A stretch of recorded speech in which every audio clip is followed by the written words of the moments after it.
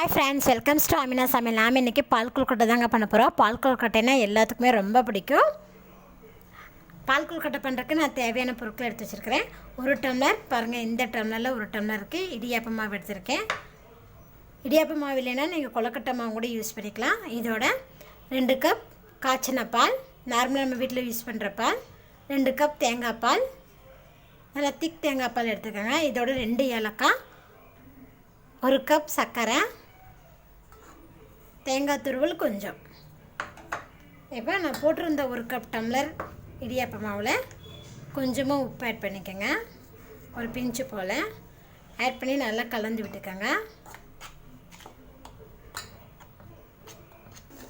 1 tumbler நல்லா கொதிக்கிற தண்ணி எடுத்துக்கோங்க. கொதிக்கிற தண்ணியை இதில் கொஞ்சம் கொஞ்சமாக ஊற்றி பிசைஞ்சுக்கலாம்.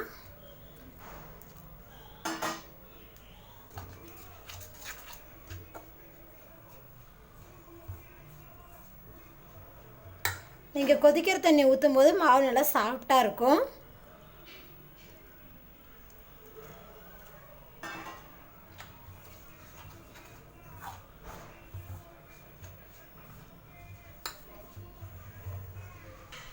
பாருங்கள், நல்லா பிசைஞ்சிட்டேன்.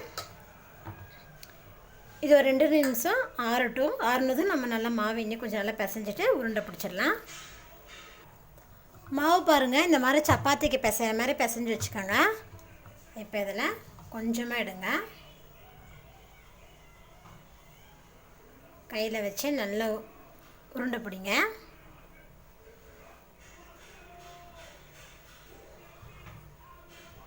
பாருங்கள், இந்த மாதிரி உருண்டை பிடிச்சி இந்த மாதிரி பிளேட்டில் வச்சுக்கலாம். உருண்டை வந்து நீங்கள் சின்ன சின்னதாக பிடிங்க.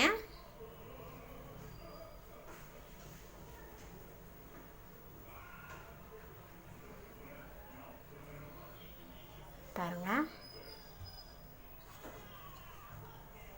இது நீங்கள் இந்த மாதிரி நீல வாக்கில் கூட பண்ணலாம். பாருங்கள், இப்படி கூட நீங்கள் பண்ணலாம், நல்லாயிருக்கும்.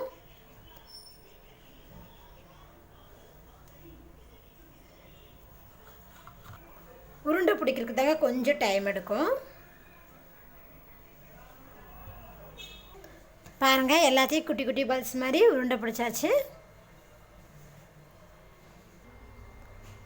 அடுப்பில் ஒரு பாத்திரத்தில் ஃபஸ்ட்டு நம்ம காய்ச்சி வச்சுருக்கிற பாலை ஊற்றிடலாம்.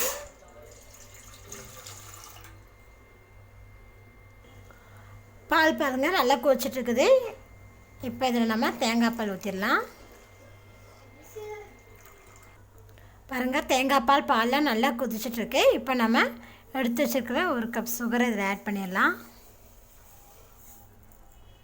ஆட் பண்ணி நல்லா கலந்து விடுங்க.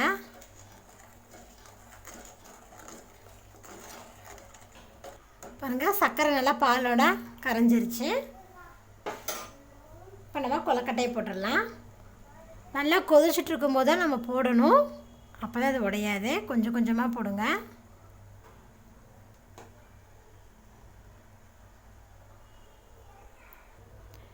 எல்லா கொழுக்கட்டையுமே போட்டாச்சு. போட்டதுமே கலந்து விடாதீங்க. மீடியம் ஃப்ளேமில் வச்சு ஒரு 10லேருந்து 15 நிமிஷம் வரைக்கும் கொதிக்க விடுங்க. கொழுக்கட்டை வேகிறதுக்குள்ளே 2 டேபிள் ஸ்பூன் அரிசி மாவு எடுத்திருக்கேன், அதாவது இடியாப்ப மாவு. இதில் கொஞ்சமாக தண்ணி ஊற்றி கலந்து வச்சுக்கலாம். பாருங்கள், இந்த மாதிரி தண்ணி ஊற்றி கட்டி இல்லாமல் நல்லா கலக்கி வச்சுக்கோங்க. 10 நிமிஷம் ஆயிடுச்சு. பாருங்கள், கொழுக்கட்டை நல்லா வெந்துட்டுருக்கு.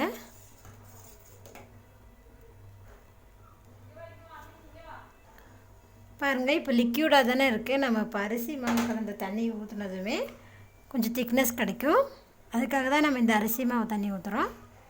பாருங்கள், அரிசி கலந்த தண்ணி ஊற்றியாச்சு.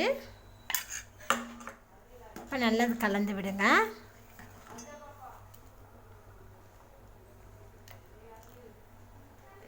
நல்லா கொதிக்கட்டும். பாருங்கள், மாவு கலந்த தண்ணி ஊற்றுனதுமே பாருங்கள் பால் கொழுக்கட்டை ரவை திக்காயிருச்சு. பாருங்கள், கொஞ்சோன்னு. இப்போ இதில் நம்ம நல்லா ஃப்ரெஷ்ஷாக தட்டி வச்சா 2 ஏலக்காவை போடுங்க. அவ்வளோதான். இதோட 2 ஸ்பூன் தேங்காய் துருவல், இது ஆப்ஷன் தாங்க, போட்டிங்கன்னா நல்லாயிருக்கும். அவ்வளோதான், கலந்து விட்டுக்கோங்க. அவ்வளோதாங்க, கலந்து விட்டதுமே நம்ம ஸ்டவ் ஆஃப் பண்ணிடலாம். நம்மளோட சூப்பரான டேஸ்ட்டான பால் கொழுக்கட்டை ரெடி ஆயிடுச்சு. பாருங்கள், நம்மளோட டேஸ்ட்டான பால் கொழுக்கட்டை ரொம்ப ஈஸியாகவும் டேஸ்ட்டாகவும் பண்ணிட்டோம். நீங்களும் இந்த ரெசிபி வீட்டில் செஞ்சு பாருங்கள். இந்த வீடியோ பிடிச்சிருந்தா லைக் பண்ணுங்கள், உங்கள் ஃப்ரெண்ட்ஸுக்கு ஷேர் பண்ணுங்கள். ஆமினா சமையலை சப்ஸ்கிரைப் பண்ணுங்கள். நன்றி.